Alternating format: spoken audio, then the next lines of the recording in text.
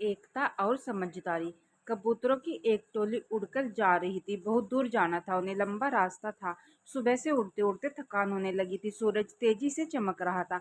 कबूतरों को भूख लगने लगी थी। तभी उन्होंने देखा कि नीचे जमीन पर चावल के बहुत से दाने पड़े थे। कबूतरों ने एक दूसरे से कहा, चलो भाई, थोड़ी देर रुककर कुछ खा लिया जाए, फिर आगे जाएंगे। एक बुजुर्ग कबूतर ने चारों ओर देखा। वहां दूर दूर तक कोई घर या मनुष्य दिखाई नहीं दे रहा था। फिर चावल के ये दाने यहाँ कहाँ से आए? बुजुर्ग कबूतर ने बाकी कबूतरों को समझाया, मुझे लगता है कि यहाँ कुछ गड़बड़ है।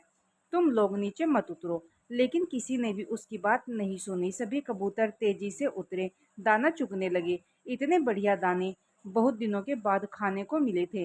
वे बहुत खुश थे। जब सभी ने भरपेट खा लिया तो बोले, चलो भाई, अब आगे चला जाए। लेकिन यह क्या? जब उन्होंने उड़ने की कोशिश की तो उड़ ही नहीं पाए। दोनों के साथ साथ वहां एक चिड़ीमार का जाल भी था, जिसमें उनके पांव फंस गए थे। बूढ़ा कबूतर पेड़ पर बैठकर सब देख रहा था। उसने जब अपने साथियों को मुसीबत में देखा तो फौरन उड़ा और चारों ओर देखा। दूर उसे चिड़ीमार आता दिखाई दिया। वह फौरन लौटा और अपने साथियों को बताया। सब वहां से निकलने का उपाय सोचने लगे। तब बूढ़े कबूतर ने कहा, दोस्तों, एकता में बड़ी शक्ति होती है।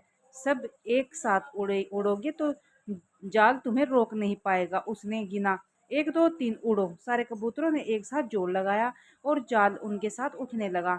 जब तक चिड़ीमार वहां पहुंचा तब तक जाल काफी ऊपर उठ चुका था। वह देखता ही रह गया और कबूतर जाल लेकर उड़ गए। बूढ़ा कबूतर सबसे आगे उड़ रहा था। काफी देर उड़ने के बाद वे नीचे उतरे। वहां कबूतरों के दोस्त चूहे रहते थे। चूहों ने अपने तेज दांतों से जाल काट दिया।